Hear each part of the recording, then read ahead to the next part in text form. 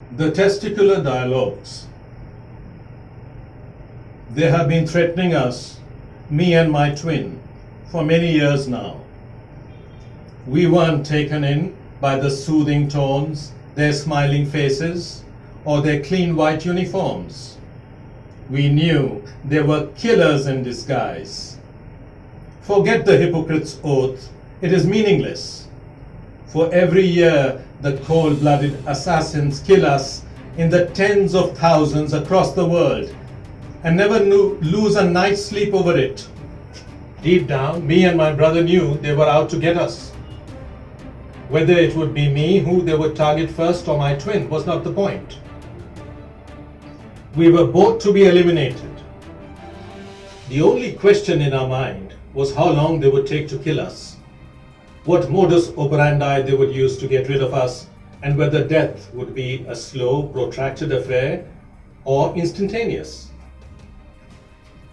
Big Pharma, that evil monster, is a partner in crime with the men in white uniforms. At a mere signature of the white-collared criminals, they are ready to supply them with all kinds of poison, some slow-acting, others fast-moving. Yet arsenic and its cousins is not the only weapon in their arsenal. If poison did not work, the men in white would take out their shiny steel knives and other pointy instruments and get to work on us. The only consolation for us is that the villains out to get us could not order death by hanging, because, you see, we already are hanging. Decades earlier, there were the famous Vagina Monologues, an acclaimed masterpiece, although I personally always had my doubts about its literary merits. I speak without any jealousy or malice, as I saw it, although my twin strongly disagreed. It was the novelty, shock value, fake feminism, and political correctness of the day that won that piece of theatre all those great reviews. No one had the courage, or should I say balls, to say that the material was good, possibly even very good in parts, but it still felt short of a truly great work. For some reason, a male equivalent or response has been lacking all these years. Our tale attempts to fill that gap in the vaginal piece. How do I, a lowly testicle, and I am even lower than my twin, my double, who hangs a few centimeters above me, know all of this? Your second question, how can I even speak? Well, of course I cannot, for I have no tongue, even though I have been in close proximity with lunging, salivating, vibrating tongues of all lengths, readiness, and redness. To those of you who are too literal-minded, and by the way, you target us, but never question the vagina's utterances, the point is that if we could but speak, this is what we would say. The over-literal critic might still wish to know how I am able to articulate anything at all. I mean, do I even have a brain? I do possess one, and so does my twin. It is a well-known saying that the male of the human species thinks through his dong. But if you think the matter through, a dong is completely useless as far as any exciting functions are concerned without my assistance and that of my twin. I mean, ask yourself, if a flashlight, no matter how fancy looking, can work without a source of energy, I and my twin are the two batteries that power the dong and enable it to discharge its duties, which is quite simply to discharge. Before I speed on, let me stop to address your first query. You wish to know how it was that I came to know of the existence of the Vagina Monologues. It is because I am appended to one of the literary geniuses of this era, a man who has been honored with all kinds of literary awards, including the Booker and most recently the Nobel. I too have been honored by hookers, if not a Booker, as well as the salivations of noble ladies, meaning those belonging to the aristocracy. Incidentally, I do appreciate the choice of title to that feminine tale, the Vagina Monologues. The Vagina Monologues carries greater gravitas than, for instance, Can't Speak, which could have been an alternative title. And also, in my humble view, the Testicular Dialogues works better as a title than, for instance, A Testicle's Tale, or the simpler and more direct, Balls. I seem to be the only one speaking here, so a critic might well ask pointedly as to how this is even a dialogue. By the way, we lower orbs of the nether region are particularly sensitive to pointedness of any kind. All that I have to say today is based on a dialogue I have had with my twin over the course of several decades of togetherness. My sibling's viewpoint is somewhat more elevated than my own. So when I call this a dialogue, I'm only giving credit to my mate, which he so richly deserves. This diatribe might appear to be a monologue, but in truth, it is based on a dialogue that has taken place over 80 long years. You wish to know the name of the famous Nobel laureate to whom I am appended. Now that would be telling, would it not? I cannot tell you his name, but I can give you clues from which you may be able to surmise who he is. My owner wears a French beard for part of the year, but do not from this assume that he is French or even European, although it could, of course, well be the case. An eccentric man, and which creative genius is not, he starts to grow his beard every October as winter approaches. The foliage continues to sprout over the following weeks, and he finally shaves it off every March just before springtime. In other words, he is bearded for half the year and clean-shaven for the rest. I speak here of the accounting year, of course. To those who consider our male owners to be bracer and cruder than their female counterparts, I would acknowledge the partial truth of an observation like that, but would go on to add the qualification that we are one or two of the male's redeeming features. After all, we are soft, furry creatures who are more delicate perhaps than anything the female human possesses by way of anatomy. For ages, women have been referred to as the weaker sex, but is that really the case?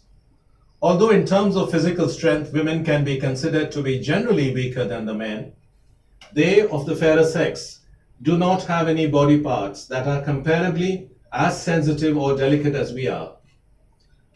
We, that is to say my twin and myself, are often subjected to ridicule, but our sensitiveness more often than not goes unappreciated. An ancient tale speaks of a powerful warrior who had but one weak spot, his heel. Even today we speak of the Achilles heel as representing the weak spot in a person, although for many women, heels in general, as well as shoes with heels, may be their greater weakness. In any case, I wish to ask the author of that mythic tale one question. Did that famed warrior's orbs too become as strong as steel after an immersion in holy waters? Surely not.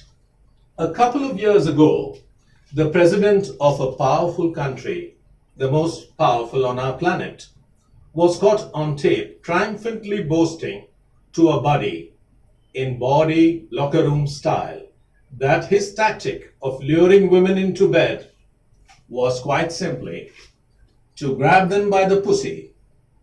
Women, even powerful women, are not as vain or boastful about their male conquests. It would be rare for even a woman with a great sexual appetite to make a similar boast, although there may be exceptions, for instance, in the entertainment industry. Even in that case, it was unlikely that a woman would recommend to her dressing room pals that they grab the men by their balls. We are sensitive creatures, but at the same time immensely powerful, which is the reason for the epithet commonly hurled at us or at those who are considered to be weaklings. So and so doesn't have the balls to do something like that. Despite our inherent fragility, we represent courage of the highest order. My master is a man of eclectic tastes, and he enjoys literature from across the world. One of the favorite stories that he likes to tell in August gatherings, when invited to give a talk, is the tale of a learned teacher somewhere in the Middle East who goes around town telling younger boys and girls what they ought to do, what they ought not to do, and so on and forth. It goes without saying that not all of his advice is welcome, especially by the more free-spirited among the youth. Anyhow, as the story goes, one day our teacher, let's call him Nasser, was walking down an alley, and ahead of him was a young man mounted on a ladder, busy painting a wall. As Nasser approached, the ladder shook, and the painter fell down, landing on the elderly teacher's shoulders. Even after the Hakims had attended to him and his wives had massaged his upper limbs with medicinal oils, the poor man developed a hunch. He continued to walk around town and the streets as before, but now became silent. Youth is cruel, and instead of sympathizing with him, the boys and girls teased him endlessly about this new handicap. No one appeared to miss his lecturing. One day, a cheeky young lad asked, "So, Mullah, don't you have any words of advice for us today, based on what happened to you recently?" "Indeed, I do," responded Nasser, after days of ignoring similar taunts. "And what is that?" The children cried out in cruel laughter. "I have learned," said the teacher soberly, "that an error can be made by someone else, but the consequences of the mistake may be borne by an innocent person." And he strode off with his dignity intact. And so, dear reader, is the case with me and my twin. For you see, it's the prostate, a walnut-shaped organ in the male body, that's often to blame for turning cancerous. Yet the consequences are all too often borne by us. Yes, this is indeed the health issue that faces my master. In the beginning, my owner's annual beard growing was put down to another, one of the great man's eccentricities. But one day at a literary festival, a young female admirer asked him during the course of a public lecture he was delivering if there was any purpose behind the ritual other than keeping his face warm during the winter months. "I have been waiting for someone to ask me that question," he responded, to everyone's surprise. "Indeed, there is a reason, a very important reason." He paused. "In the world, much attention is being paid to breast cancer, a cause that I fully support, a most important issue. But, on the other hand, not sufficient attention is being paid to the male cancer equivalent, which is cancer of the prostate. As a celebrity, my owner, who is a global celebrity, popularized the cause of prostate cancer, which of course relates directly to my survival and that of my twin. Yes, as my master mentioned, there are indeed two large circular-shaped things in the upper regions of the female body that give great pleasure to both men and women, but they may turn cancerous. Likewise, but often neglected and ignored, there are also two small round things in the lower regions of the male anatomy that give men great power and pleasure, and may also be connected to a cancer. Last week, our master was advised by his doctors that slow poisoning to which we have been subjected to over the past few months is no longer sufficient. We, the small furry animals that his loose trousers encase, need to be eliminated. There is simply no alternative, according to the men in white. Unless we die, he may not live. In other words, us two hangers-on are going to have to bite the bullet. The date of our execution has yet to be set, but it will be soon, very soon. In conclusion, dear reader, if you have any sympathy for our imminent destruction and appreciate the literary merits of what you have just read, me and my twin will be most gratified. Do spread the good word around regarding our cause, as this may reduce future male deaths on account of prostate cancer, even if it is not possible to prevent them altogether. On the other hand, if you have found our tale and the manner of its telling to be in poor taste, my twin, who lives at a more exalted plane, may be more forgiving. But all I can say to you is, bollocks to you.